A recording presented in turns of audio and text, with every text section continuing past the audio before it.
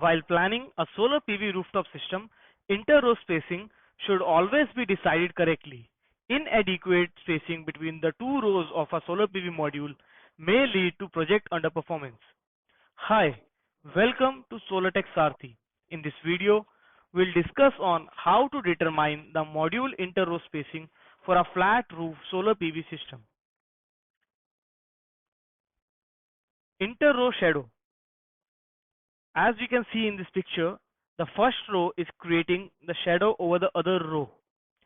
In this scenario, when one row creates a shadow on the other row, this will lead to project underperformance, or this may lead to damage of your solar PV modules by creating hotspots over it. So it is always necessary to adequately and correctly decide that what should be the spacing between two rows of your solar PV modules. Now let's see what is the mathematical formula that you can use to calculate the inter-row distance between the two rows of your solar PV module. As shown in the picture, we have two rows of solar PV modules and we need to calculate the inter-row distance for that. To determine the inter-row distance, we need to calculate that what is the maximum length of shadow that the first row would be creating. To do that, we'll use the mathematical formula to calculate the shadow length of a row 1. If you have not seen a previous video on the basics of shadow analysis using the mathematical formula, you can follow the link as given in the description for that. As shown in the picture, the row 1, that is the object that would be creating a shadow, is on the south direction. So we'll use the north-south direction formula here. Inter-row distance is given by height in meters multiplied by cos azimuth divided by tan altitude. Now to calculate this height that we have to consider here to calculate the shadow that would be created by the row 1, let's have a look at the side view of this. So now we can see on the screens we have a side view of our picture. Module 1, that is row 1, and then module 2, that is our row 2. We have shown the side view for that. From the manufacturer data sheet, we can get the module length, and from the site analysis, we can conclude what is the tilt angle that we are proposing here. So using both, we can calculate the height of the modules. So height of a module in meters is equal to module length that is given by the manufacturer multiplied by the sine of module tilt. From the last formula, we can calculate the height of the module that will be creating a shadow.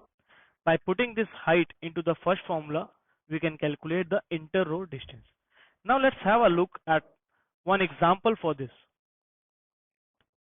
So we need to calculate the minimum inter-row spacing that should be left between the two rows. The module length is given as 1.956 meters. The proposed tilt angle is 25 degrees. We have a single module configuration and the location is Delhi. Again, we can see in this picture the side view. Now we need to calculate what is the shadow length that the first row of modules would be creating over the second row. So that is actually the inter-row distance we need to calculate. So moving to step 1, we need to calculate the height of the solar PV module. So we'll use this formula, module length multiplied by sine tilt angle. Since we have all those values, we'll put those values in this figure. So 1.956 was the module length multiplied by sine 25, that was the tilt angle. So we get that the module height is calculated as 0.83 meters. This can be also seen in the picture.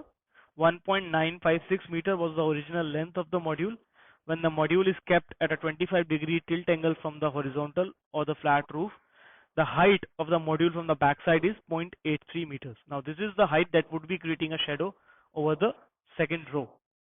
Now moving to step 2, we need to calculate or determine the azimuth and altitude angles. Since the shadow creating object, that is row 1, is on the south side of the rear row, that is row 2, the shadow would be created during both morning and evening hours. And to determine the altitude and azimuth angles, we need to consider the location as Delhi. the date as 21st December, again that is the winter solstice, and the time both morning and evening, that is 10 a.m. and 4 p.m. You can use the freely available websites to calculate or determine those azimuth and altitude angles. In the previous videos, we have already shown how to do that. Using the same steps, we determine that at 10 a.m. the altitude angle is 28 degree while the azimuth angle is 142 degree, while at 4 p.m. the altitude angle is 16 degree and the azimuth angle is 230 degree. So this data is for Delhi and 21st December, winter solstice. Moving to step 3, now we need to calculate the inter-row distance using the formula height multiplied by cos azimuth divided by tan altitude. Now since it was a north-south direction object, we'll calculate both morning time shadows and evening time shadows. So using the morning time angles, we'll get the morning time inter-row distance, that is 0.83 meters multiplied by cos 142 divided by tan 28. That is the morning time 10 a.m. angles. So by calculating that, we'll get that morning time inter-row distance is 1.23 meters. Similarly, for evening time, we'll put the evening time angles, that is cos 230 and tan 16, that is the 4 p.m. data that we got. So when calculated, it comes out to be 1.83. So now we can see that the evening time shadow is more than the morning time shadow. Hence, the inter-row distance we'll consider is the evening time, that is 1.83. So as shown in the picture, minimum 1.83 meters should be left between both the rows so that the shadow of row 1 is not falling over the row 2. So by using this mathematical formula and these steps, you can easily calculate the inter-row spacing, or you can say the minimum distance, so that the shadow of one row is not falling over the second row. Thank you for watching this video. Do share if you like this video. Subscribe to our YouTube channel for more such videos. This article is also available on our website, the details of which are given in the link below. If you have any suggestions or any questions, do write to us.